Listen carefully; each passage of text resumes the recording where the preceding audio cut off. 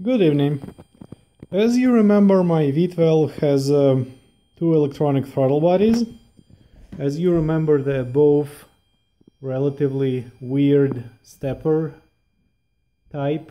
That type doesn't seem to be used these days much, and I don't see any reason to invest my time developing support for stepper throttle bodies.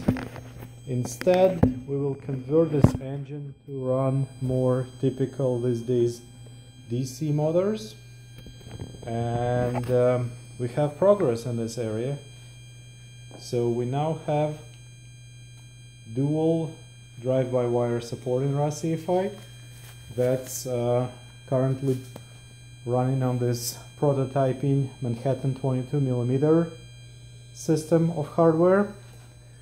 We have a little pedal, and with a little pedal we have two throttle bodies opening and closing in sync.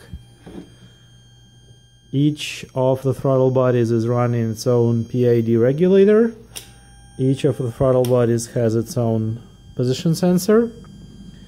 These ones, probably position sensors, are not calibrated yet. So you see they're not exactly running in sync yet, but one step at a time. Open, close, close, open. Let's unhook this and look at this a bit closer. So that's the power supply. This prototyping thing is being fed by 12 volts, as you see. There's no laptop at the moment here. What we see here is a bunch of functional modules. This is the analog op-amp board. You can just remove it like this if you want to, and you can use it somewhere else. We have two of those stepper boards, two of those electronic throttle bodies H-bridge boards. They're exactly the same. One has a diode, another has a red jumper wire. They function either way. And here we have the TLE 8888 module being the power supply.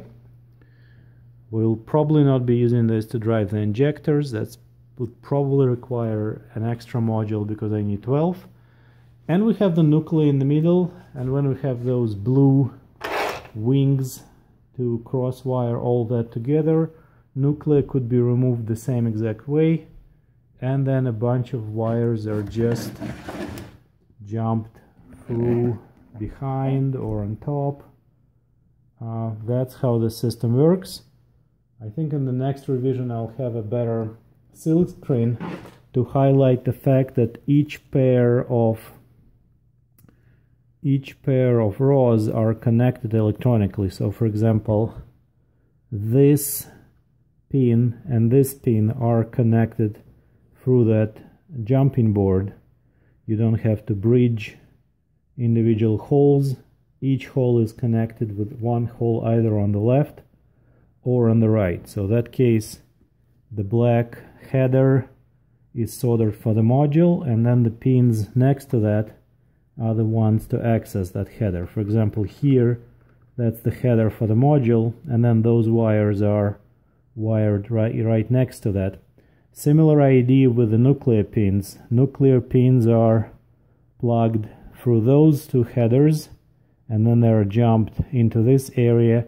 This is how we get access to the nuclear nicely. If necessary, nuclear could be removed. There's no soldering. We just connect through all those jumper wires. So yeah, just a little update.